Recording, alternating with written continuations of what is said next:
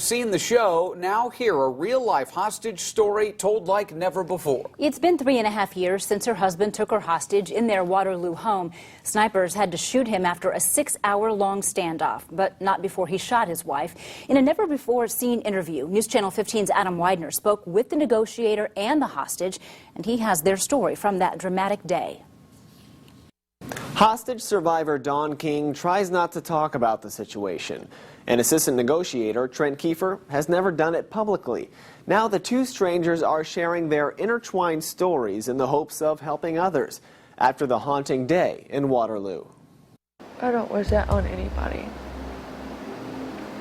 It was horrible. And that is one of the situations that stick out to me. Dawn King and Trent Kiefer have never met, but their paths did cross in a dramatic way March 26, 2010. King had placed a protective order on her estranged husband Wayne. She says she tried to stay away, but on that fateful day, he caught her and her daughter home alone. He physically busted in the windshield of the car. And at that point in time, I told Michaela just to run. He dragged me out of the car, dragged me into the house. I was told that there was a situation in Waterloo. At the time, Kiefer was new to the Indiana State Police hostage negotiation team. As I'm going up there, I'm trying to prepare my mind as to what am I going to talk to this person about? How am I going to get communication? As authorities head to the home, King's husband grabs a shotgun. He raised the gun up to my chest, and we were like arm's length away, and I just pushed it down. So he started shooting at my feet, my legs. He shot my right foot, shot me right in the tibia of my left leg. That's when the cop showed up. It seemed kind of chaotic. Kiefer and other SWAT crews get on scene. We knew who it was. And the sheriff's department transfers negotiations to the state police. I was sitting beside the negotiator, the primary, and I was assisting by taking notes and also throwing out ideas. We knew that she was injured and we knew that she was alive, but we did not know what the extent of her injuries were. Felt like I was dying. 6 hours go by. I'm like throwing up and shaking. You have to really get into the mind of the hostage taker. Passing in and out. Understand what it is that they're doing. When I was on the phone, he sat beside me in a chair. Background. With a shotgun pointed to my head. Miss King was really having a hard time staying conscious. I just prayed to God that it was my time to go. We need to get her some medical attention. Let me go.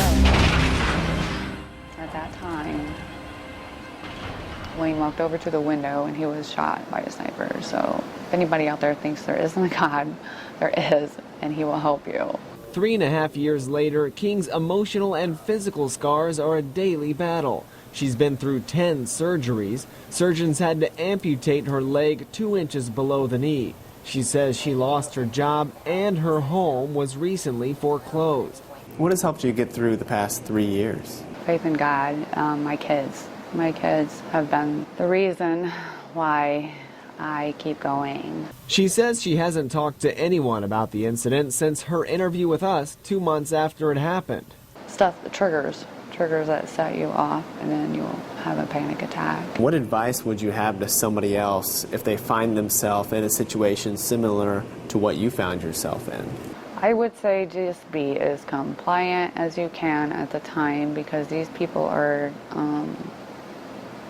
not in the right state of mind. And if there is any point in time that you can get away, you know, take that chance. Nobody needs to be treated like that. That's not love. If nothing else that good comes out of this, if I could just help one person get out of a situation and not get hurt, or change someone's life, then that's why I'm doing it. And Kiefer, he hopes to give King a message for the first time right now. I tell her I'm glad she's here. I'm glad we were able to help, and it's our job. Kiefer admits there were some communication problems during hostage negotiations in Waterloo, but none, he says, that affected the outcome of the standoff.